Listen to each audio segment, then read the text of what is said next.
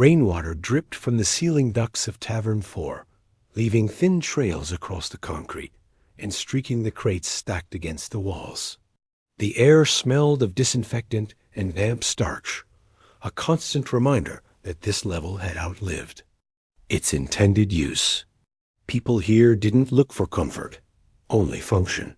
Noise carried everywhere shouted orders. The scrape of pallets dragged across metal floors. The hiss of vents that only half worked. Edwin Drax walked among it all, with the calm of a man who had already lived through worse. His eyes moved steadily from one panel to the next, reading temperatures, noting irregularities. Every gesture was measured, every step deliberate. Most people saw a clerk when they looked at him, another worker logging rations for faceless families above. They didn't see the soldier's discipline in his posture, or the medic's habit in the way he scanned the room, searching not just for spoiled food, but for danger. That part of his life had ended long ago, but the habits refused to leave Dotted. It was during a rotation through Bay 12 that he noticed her again. The alien woman had been hovering at the edges for several shifts, silent, head lowered as she moved trays. She wasn't listed on the roster. No badge clinked on her chest. Her violet skin gleamed damp beneath the dripping vents, long strands of blue hair tied back with a strip of cloth frayed at the ends. The wrap she wore wasn't regulation, it was ceremonial, or had once been, now torn short and uneven at her thighs. Most would dismiss her as a drifter, one of many who slipped into the food sector to scavenge. Edwin's eyes, sharpened by years of watching men bleed out under fire, caught something others missed. The scars along her thumb were fine and shallow, repeated marks left by a blade. Her movements carried no waste, lifting trays with balance, shifting weight smoothly, as though she'd repeated the motions 1,000 times. She never raised her voice, never spoke at all. But precision had its own kind of language, and Edwin could read it. His scanner beeped, snapping him back. A row of protein packs flickered amber, temperature rising. He checked the panel faulty. Sensor, the vendor insisted, but the faint sour note in the air confirmed what the machine said. The packs were bad. He could override, avoid paperwork and fines, or he could recall the lot and take the penalty on his own ledger. Training overruled. Convenience. He flagged the shipment, keyed the recall, and shouldered the burden. When he looked up, she was watching. Her nostrils flared slightly, as though she had smelled it first. Their eyes locked for a moment, not long enough to make anyone else notice, but enough to register something neither spoke aloud. Recognition dot later, near the waste chute, he found 2 bread rations returned for irregular texture. Still warm, still good. He carried one across the aisle and placed it on the counter where she stood alone. No words, no gesture. Just bread. Her eyes flicked to it, then to him. Hesitation tightened. Her shoulders. In places like this, accepting food meant a debt. Edwin didn't move, didn't push. Slowly, she lifted the bread as though expecting him to take it back. She didn't eat. She inhaled. Her face shifted, the careful mask slipping just a little. Something fragile showing through Dot. Then she broke it in half. She pushed one piece back toward him. Edwin hadn't expected that, but he accepted, because refusing would have been worse than silence. They ate nothing yet, just stood with halves of the same bread between them. Her voice came at last, low and deliberate, as though each word had to be chosen. "I don't talk much, human," she said, "but I can cook." The words were not thanks, not plea. They were a proposition, a line drawn between them. Edwin studied her for a long moment, reading the steadiness of her gaze, the scars on her hands, the tension in her frame that never fully eased. Then he nodded once. "My name's Edwin," he answered flatly. "I have a kitchen." No smile, no softness. A fact laid bare, as unadorned as the bread between them. Her eyes flickered, weighing him as though he were a knife she needed to test. Then she gave a single nod, not gratitude, but agreement. And in that moment, Edwin knew something in his quiet, ordered life had just shifted. The lift groaned as it carried Edwin up toward level 19. His shift badge still glowed green on his chest, but his mind wasn't on the logs or the fines, waiting to be explained in the morning. He thought instead of the woman's words, the way she had said them without hesitation. I can cook. A simple skill, offered like a weapon she still knew how to wield. His quarters greeted him the way it always did, silent, stainless, sterile. Counters gleamed under the dull light, 2 pans stacked with clinical precision, shelves lined with ration jars squared in neat rows. For years it had been enough, predictable, controllable, quiet. Tonight it felt incomplete, like a room waiting for something that had never arrived. He set water to boil out of habit, laid 2 bowls on the counter, and stood there longer than he should have, wondering if she would come. The chime rang. Edwin opened the door to find her standing there. Her violet skin was slick from condensation, dripping through the sector vents, blue hair damp and plastered to her neck. She wore the same torn wrap, now layered beneath the plain shirt he had given her before she left. Her eyes were steady, her shoulders squared. She didn't explain. Her presence didn't ask permission. She simply stepped inside.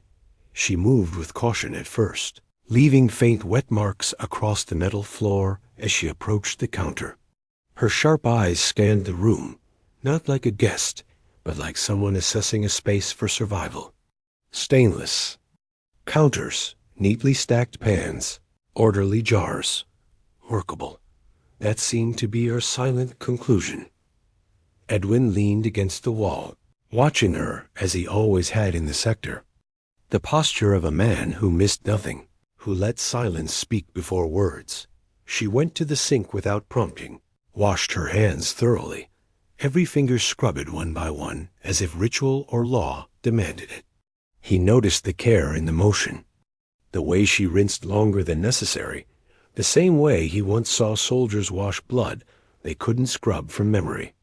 When she finished, she folded the towel neatly into a square and set it down with precision, as if declaring, I belong here, if only for now.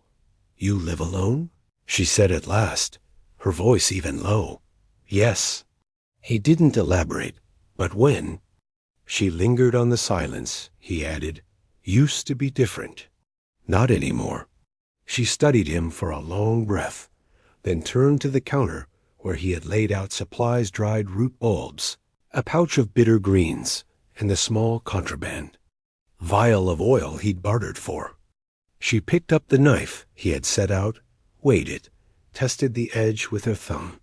The movement was clean, practiced, the kind of grip that came from repetition. She set it down carefully. You said you can cook, Edwin said. I can. Her eyes lingered on the shells. But with this, she gestured at the limited rations, I will need to be inventive. That's why I asked you here. He didn't shift from his place at the wall. His tone was steady, a medic's flat honesty. You saw the spoilage before the panel caught it. People don't notice things like that unless it's their life. Something flickered in her gaze at that, fragile, nearly breaking her careful mask. She didn't answer. Instead, she began pulling down jars, moving with growing confidence. The room filled with the sound of a knife against the board, the hiss of oil meeting hot metal, the sharp scent of spice spreading through the sterile air. Edwin felt his chest tighten not with hunger, but with recognition. The smell of life, of something made by hands that cared. He hadn't realized how long his quarters had smelled only of sanitizer and stale heat until now. She hummed as she worked, low and steady. Not a melody he knew, but a rhythm that calmed the silence between them. He found himself listening too closely, noting the shift of her tone when the roots caramelized, when the greens hit the oil. His eyes traced the scars on her hands, the stiff set of her jaw when the knife hesitated for just a second. Cooking wasn't just skill for her. It was survival. When she plated the food, she divided it evenly, set a portion in front of him, and waited. Edwin tasted first. The flavor startled him, sharp, layered, a richness he hadn't tasted in years. "It's good," he said simply. Her shoulders eased, just slightly. "Then I'll come back tomorrow," she replied, as flat and steady as this. If stating the weather, Edwin finished in silence, studying her. He didn't ask where she came from or why she carried herself like someone bracing for blows. He knew what it was like to carry answers you weren't ready to give. When she finally left, the door closed with a muted click. The silence pressed in again, but it wasn't the same silence. The air still carried spice and heat. And for the first time in years, Edwin Drax looked at his empty unit and thought not about war or habit, but about tomorrow, the next evening. Edwin prepared without admitting to himself that he was preparing. He wiped the counters twice, though they were already spotless. He arranged the jars more tightly than usual, lined up the knife at a perfect angle, and set out supplies he had traded for earlier grain paste, another root bulb, a small jar of preserved spice he hadn't touched in months. It wasn't anticipation, he told himself, just readiness. A soldier's habit, but when the chime finally sounded, his pulse betrayed him. Aira stood at the door, hair damp from the sector vents, her wrap still worn beneath the plain shirt he had given her. This time, though, she didn't hover in hesitation.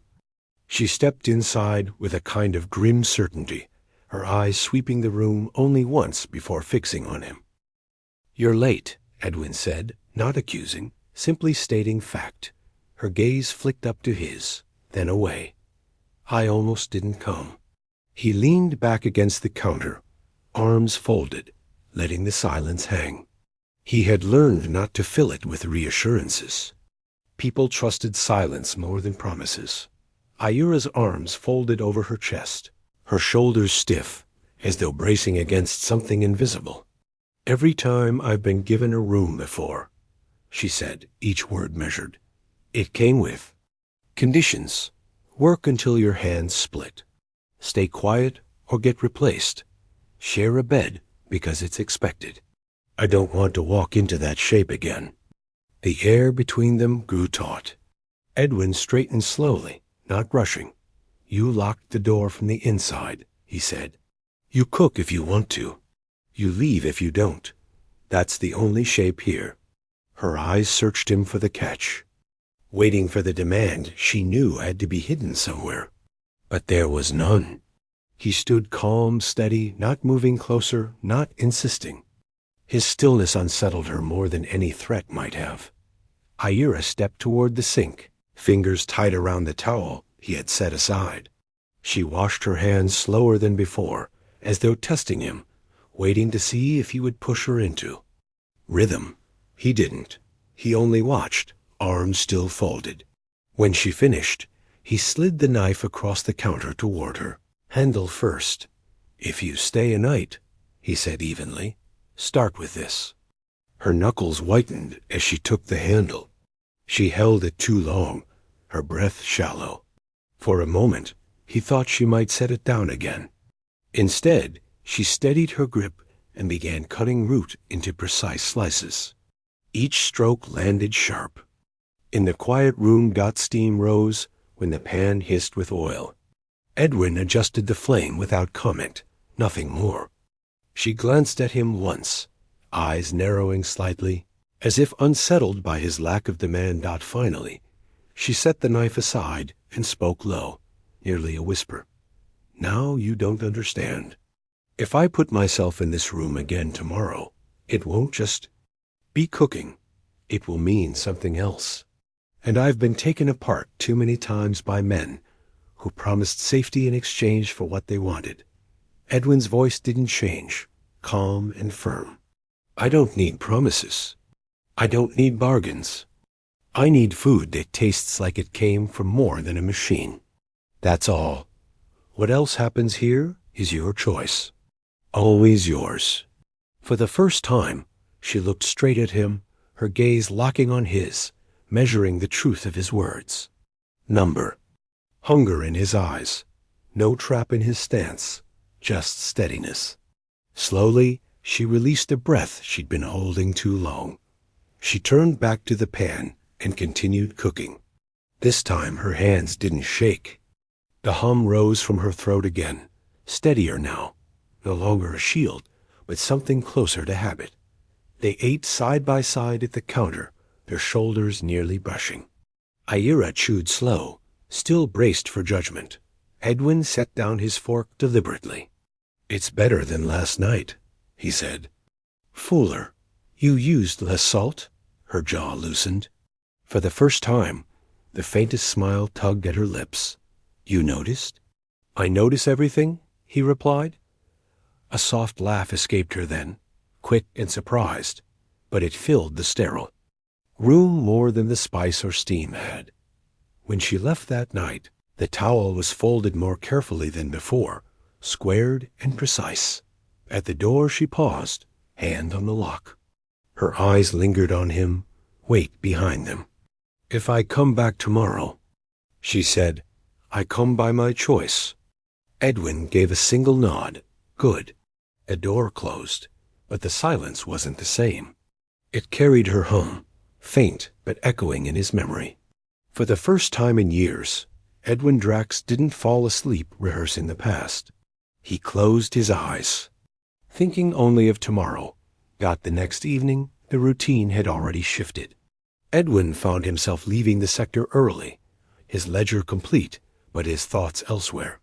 His hands moved through tasks automatically, while his mind replayed the sound of her laugh, the short, startled sound that had cracked through her careful armor the night before.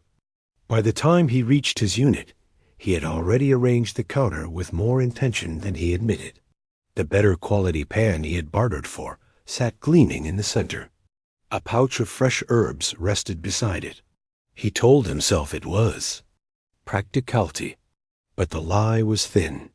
The chime rang later than usual, and for a moment he felt the weight of doubt. Then the door slid open, and she stepped in without hesitation. Ira's blue hair was looser tonight, strands falling damp across her shoulders. The plain shirt he had given her was tied at the waist now, not for modesty, but as if she had chosen how she wanted to wear it. She paused at the counter, eyes drawn immediately to the new pan. Her fingers traced its rim, testing the weight. "Holds heat evenly," she said. The words weren't thanks. They were acknowledgement. "I thought you'd use it better than I could," Edwin replied. Her eyes flicked to him, studying his face, but she said nothing more. Instead, she sat down. A small pouch she drew from beneath her wrap. When she opened it, the sharp, girthy scent of precious spices filled the air. Hoarded, hidden, and now offered. "I brought something," she said. "You didn't need to.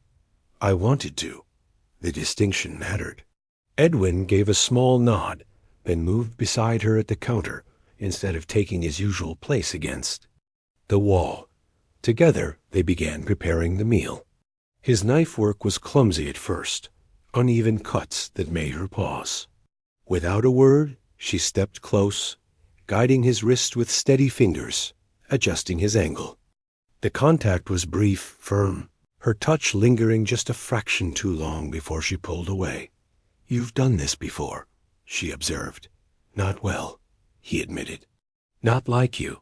She searched his face for sarcasm and found none. She gave a faint nod. "Then I'll teach you." The kitchen filled with rhythm.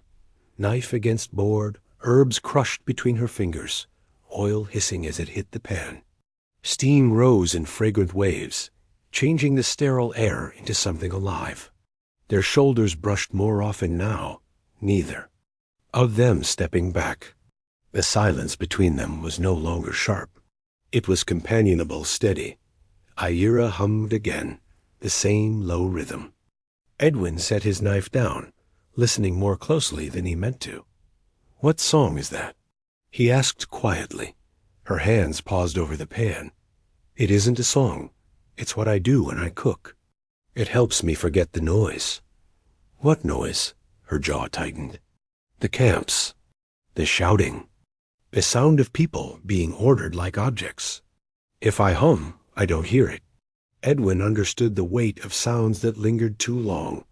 "You don't need to forget it here," he said. "There's no one to shout at you in this room." Her eyes flicked to his, searching for contradiction. For a heartbeat, she seemed ready to argue. Then she turned back to the pan. The humming softened, but it didn't stop. They ate side by side again, closer than before. The food burned slightly at the edges from too much spice, but Edwin ate steadily. "It's good," he said. "You always say that." "Because it always is." A fleeting smile crossed her lips, quick and almost shy. She ate more freely then, her careful restraint loosening. After the dishes were washed and dried, she lingered at the counter, arms folded, watching him. Finally, she spoke. "You never asked why I was in the sector. I figured you'd tell me when you wanted to." Her eyes dropped to the floor. "I was promised work in exchange for housing. When I arrived, the man who arranged it sold my name to a food contractor. No badge, no pay, just labor until I broke or disappeared." Her voice stayed steady, but the sharpness cut deeper than anger. "Most don't leave. They just vanish." Edwin's jaw tightened. He had seen names stripped from people before, turned into assets instead of lives.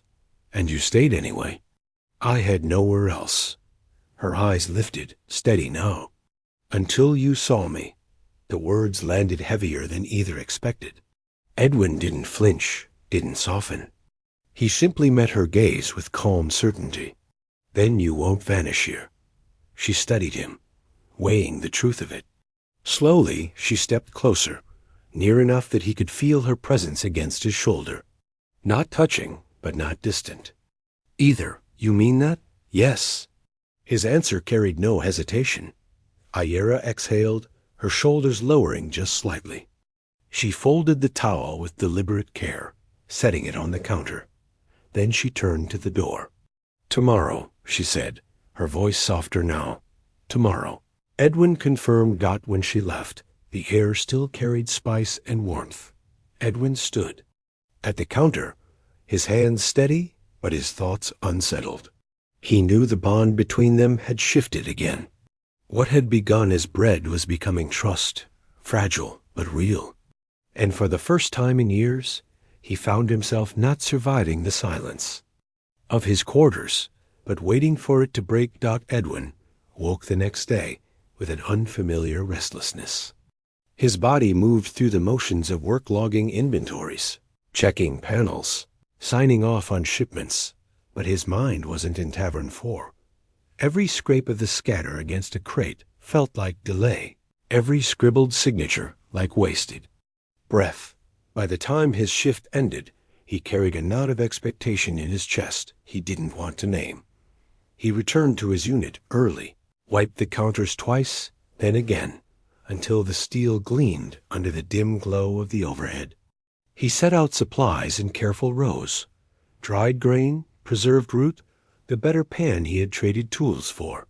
He even polished the single spoon with a towel, then set it down, embarrassed by his own precision. He told himself it was habit from the young, field soldiers prepared for what came next. But the truth pressed heavier. He wanted her to come. When the chime finally rang, relief flickered through him before discipline forced it back down. He opened the door. Ira stood there, but something was different. Her hair was damp again, strands sticking to her face. Her skin seemed paler in the low light. She lingered in the doorway longer than before, arms folded across her chest, her ceremonial wrap gathered, close beneath the shirt he had given her. She wasn't moving toward the counter, wasn't moving at all. "You're late," Edwin said evenly. Her eyes met his for a second, then dropped. "I almost didn't come." He stepped aside, giving her space without reaching for her. She entered slowly, like someone approaching a trap they knew too well. She didn't go to the sink. She didn't touch the knife or glance at the jars. She stood near the door, her back close to the wall, arms locked across her body.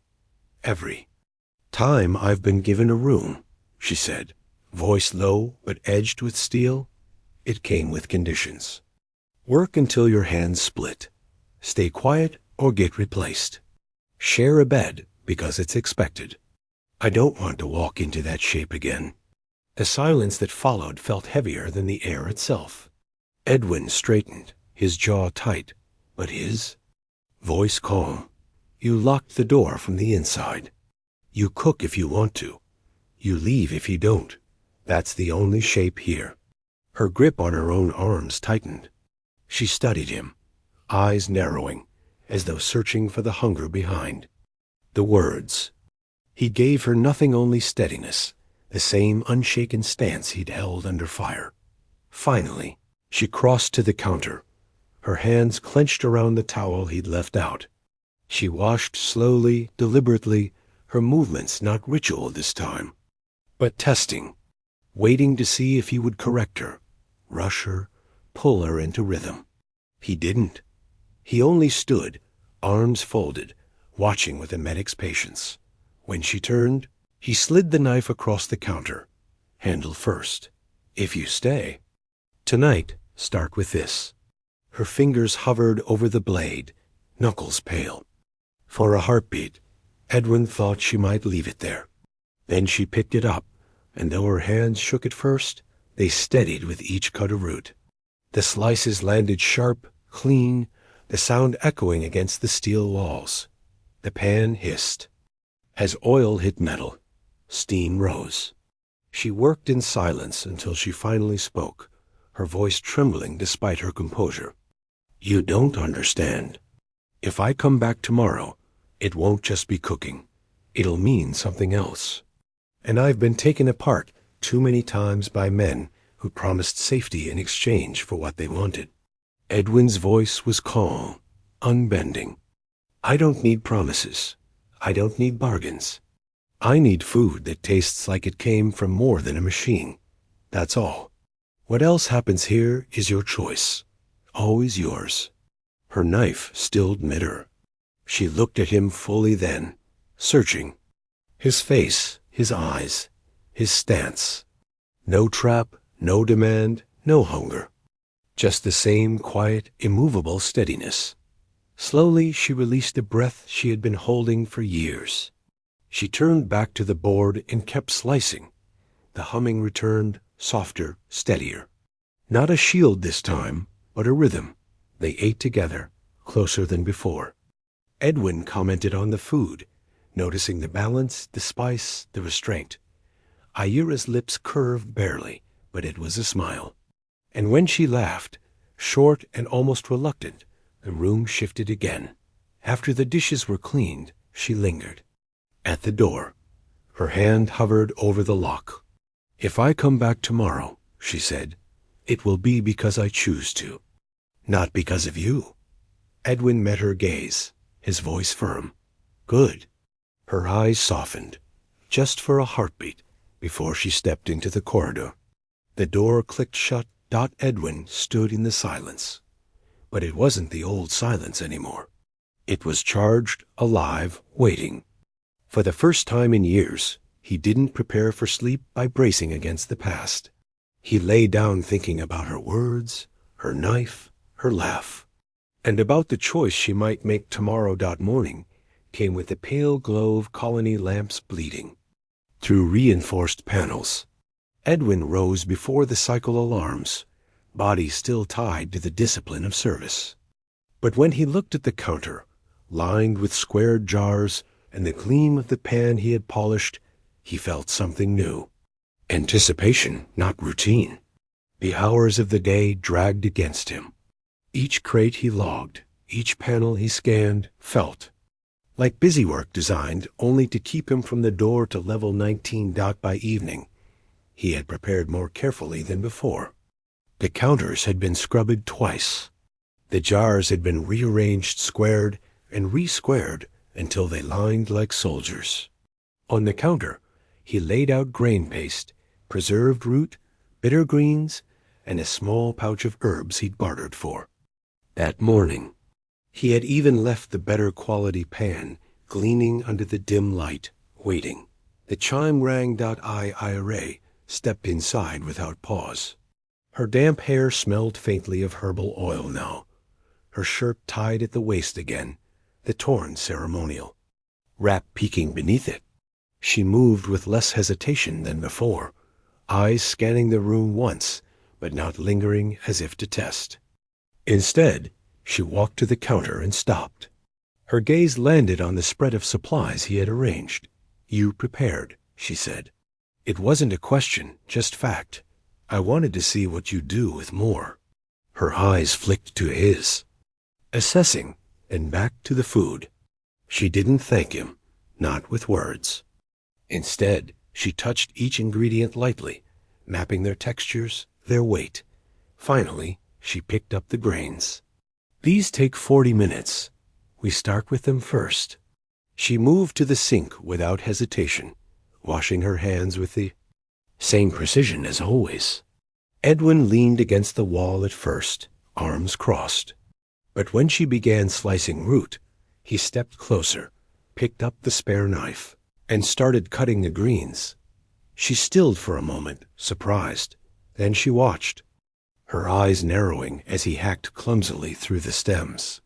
"Not like that," she said, reaching for his wrist. Her fingers guided his hand, correcting his angle, showing him where to let the blade fall. The contact lingered longer than necessary. When she pulled back, her jaw was tighter than her words. "Better?" Edwin adjusted, his movements steadier. Now, together, they worked in a rhythm, shoulders brushing, neither stepping back. The narrow space filled with the hiss of oil, the crackle of herbs, the rising scent of spice. Her hum returned, low and steady. He found himself listening to it more than to the food. "What is it you hum?" he asked, voice quiet. "It isn't a song," she said, crushing herbs between her palms. "It's what I did in the camps, to drown the shouting. If I hummed, I could hear something else."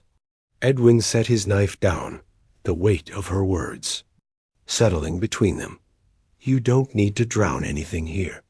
She glanced at him, eyes sharp, measuring. Then she turned back to the pan. The hum softened, but it didn't stop. They ate side by side, closer than before, elbows brushing when they lifted their spoons.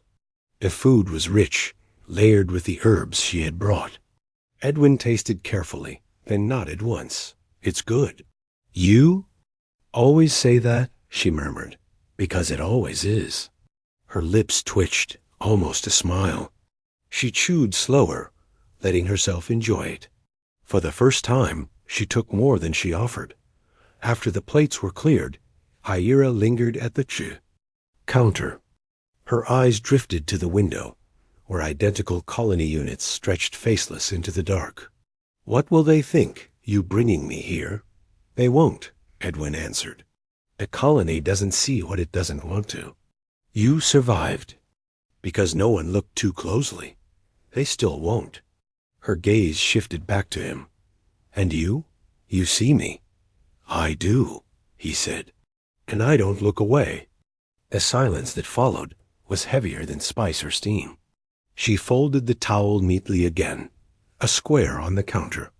But when she placed it down, her hands lingered. Finally, she spoke, her voice softer than before. "Tomorrow. Tomorrow." Edwin echoed. She left then, her footsteps steady in the corridor. The door closed behind her with its familiar muted click. Edwin remained standing by the counter, his hands resting on the cool steel. The air was thick with spice, and the faint echo of her hum lingered in his ears. He knew with the same certainty. that had once guided his hand over a battlefield wound, that something irreversible had taken shape. This wasn't just cooking anymore. It was trust fragile, deliberate, chosen. And trust, he knew, was more dangerous and more valuable than any ration he could ever log. The next day crawled like none before.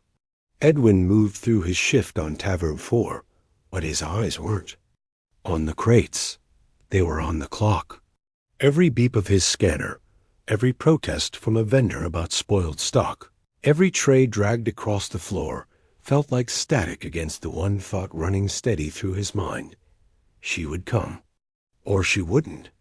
Either way, something would break tonight. By the time he reached his unit, his quarters no longer felt like the sterile refuge it had once been.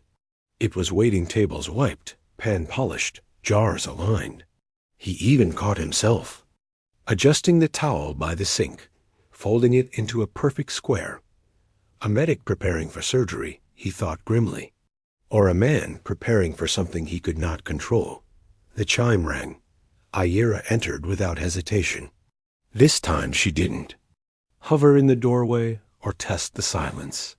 Her hair, damp but fragrant with herbal oil, clung in blue strands to her shoulders. The shirt he had given her hung looser, tied at the waist as if she had claimed it. She carried no food, no hidden pouch of spices. Only herself. She crossed to the counter and placed her palms flat against the steel. Her shoulders squared, her voice steady, but carrying the edge of something heavier. "If I stay tonight," she said, "it won't be just cooking." Edwin stood still, watching her. He didn't move closer, didn't reach. His voice was calm, deliberate. "Then don't. Stay unless you choose to." Her eyes locked on his, sharp, searching. For long moments she seemed ready to bolt. Then, slowly, she pulled the wrap from her shoulders, setting it aside. Her hands trembled, not with fear, but with the weight of decision. She reached for the knife on the counter, held it a heartbeat, then set it down. "I've been used before. Promises, threats, it didn't matter. Every room came with a cost." Edwin's gaze didn't shift. Not here. "Why?" she demanded. "Why see? Me at all? Because you square trays that don't need squaring. Because you notice spoilage before the panel does.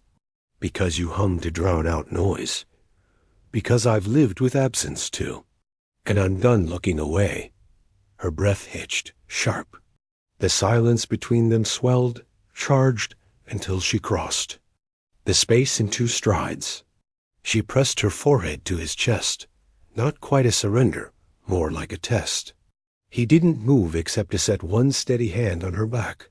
No pressure, no claim, only presence. When she finally lifted her face, her violet skin glistening in the dim light, her eyes were wet but unwavering. "Then tell me now, before I cook, before tomorrow, do you want me to stay?" Edwin's answer was simple, steady as the beat of his heart. Yes. Her lips parted, and for a moment the years of camps and silence seemed to weigh on her shoulders. Then she nodded once, sharp and decisive. "Then I'll stay." The night unfolded not in haste, but in steady rhythm. She cooked, and he cut alongside her, their movements brushing, overlapping, deliberate. The food hissed and steamed, rich with spice, but neither of them tasted much. When they finally sat, their knees touched beneath the counter, and neither pulled away.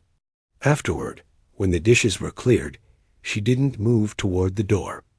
Instead, she folded the towel one last time, set it down carefully, then turned to him. "If I leave now, it will be another routine, another room I pass through. If I don't," her voice trailed. Edwin stepped closer, his hand brushing hers on the counter. "Then it won't be routine. It'll be home." Her eyes widened, then softened. She exhaled, long and heavy, and let her hand rest against his. "Then I'll keep my name on your door." The word struck harder than any vow. He didn't answer with promises. He simply covered her hand with his own steady, unshaken. When the colony's morning cycle lit the panels hours later, his unit no longer smelled of metal and sanitizer. It smelled of herbs drying above the vent, of bread they had shared, of warmth. 2 bowls sat side by side on the counter, waiting. And for the first time in years, Edwin Drax didn't wake in silence. He woke to the sound of Ayera's hum, not to drown out noise, but to welcome the day.